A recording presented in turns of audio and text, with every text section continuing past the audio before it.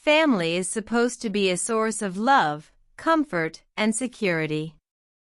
But what happens when the very people who are supposed to protect you make it clear that you are unwanted? I learned that the hard way. Growing up, I always felt like the outsider in my own home. My sister, Julia, was the golden child, the one who could do no wrong. My mother adored her, showering her with praise, attention, and affection. I, on the other hand, always felt like an afterthought, a shadow in the background of their perfect bond. I spent years trying to prove my worth, bending over backward to gain even a fraction of the love and validation they so easily gave each other. But no matter what I did, it was never enough. It all came to a head one fateful night. I had just lost my job and was going through a rough patch. With nowhere else to turn, I swallowed my pride and went back to my mother's house, hoping for some comfort, a place to stay, and maybe, just maybe, a little support.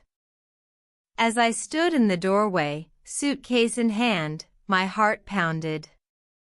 Julia crossed her arms and leaned against the wall, her lips curling into a smirk. "No one wants you here," she said, her voice laced with cruelty.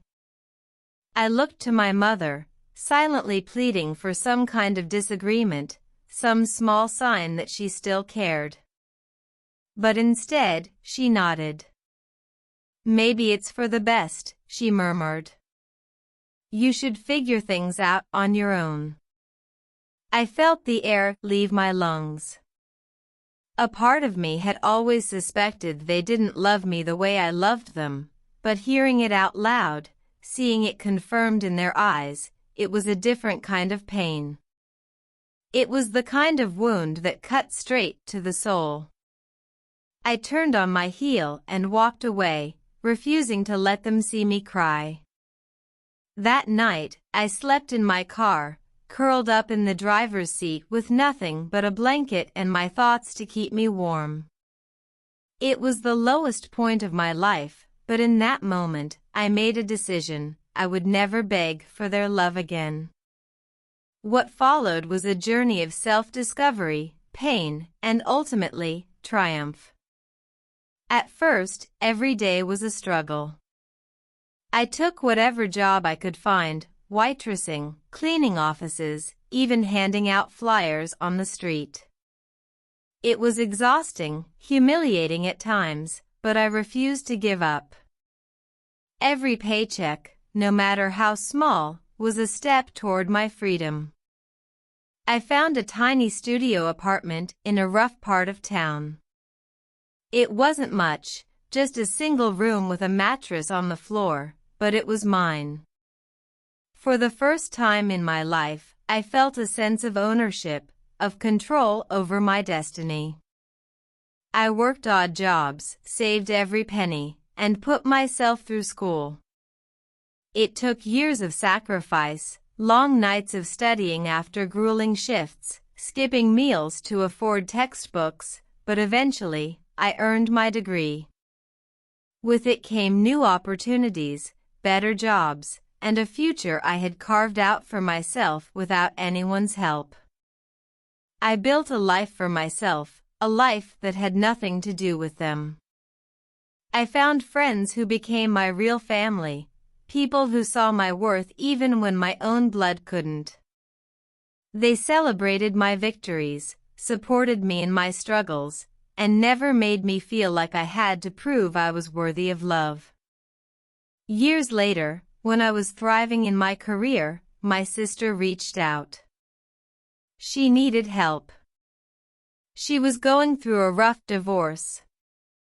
Her husband had left her, taking most of their savings, and now she had nowhere to turn. My mother was too old to offer financial support, and Julia, once so confident, so untouchable, was suddenly vulnerable. I thought about all the times I had needed her, all the moments she had laughed at my pain, dismissed my struggles, and told me I didn't belong.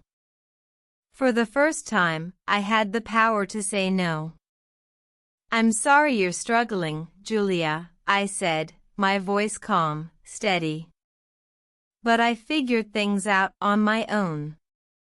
Maybe it's time you did the same." The silence on the other end of the phone was deafening.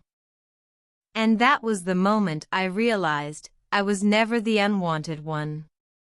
They were just incapable of seeing my value. Now, I live a life free from their judgment, from their cruelty. I have love, stability, and happiness, not because of them, but in spite of them. And for that, I am forever grateful. But the journey didn't end there. Over the years, I continued to grow, to thrive in ways I never imagined. My career took off, and I started my own business, a consultancy firm that helped others in tough situations find financial independence. It was my way of giving back, of helping people who, like me, had once been abandoned by those who should have cared for them the most. I met a wonderful man, Liam, who saw me for who I truly was. He didn't judge me for my past, nor did he pity me. Instead, he admired my resilience, my strength, and my ability to turn my pain into something powerful. Together, we built a beautiful life, full of trust and mutual respect. One day, years after that fateful night, I received a message from my mother. She was unwell.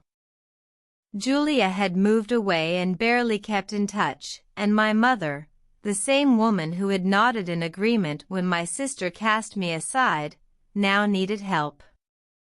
I struggled with the decision. Part of me wanted to turn my back, to let her face the consequences of her choices. But another part of me, the part that had grown beyond the pain, knew that doing so wouldn't make me any happier. So I visited her. Seeing her frail and vulnerable was shocking. The years had not been kind to her, and the loneliness in her eyes was unmistakable. She looked at me with regret, though she never uttered an apology. Maybe she couldn't.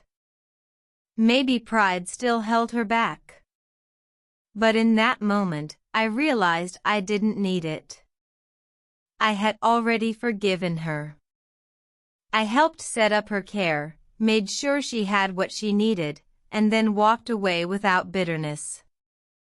I didn't do it for her. I did it for me. Because I had built a life so full, so rich with love and meaning, that her past rejection no longer had power over me. And that, I knew, was my greatest victory.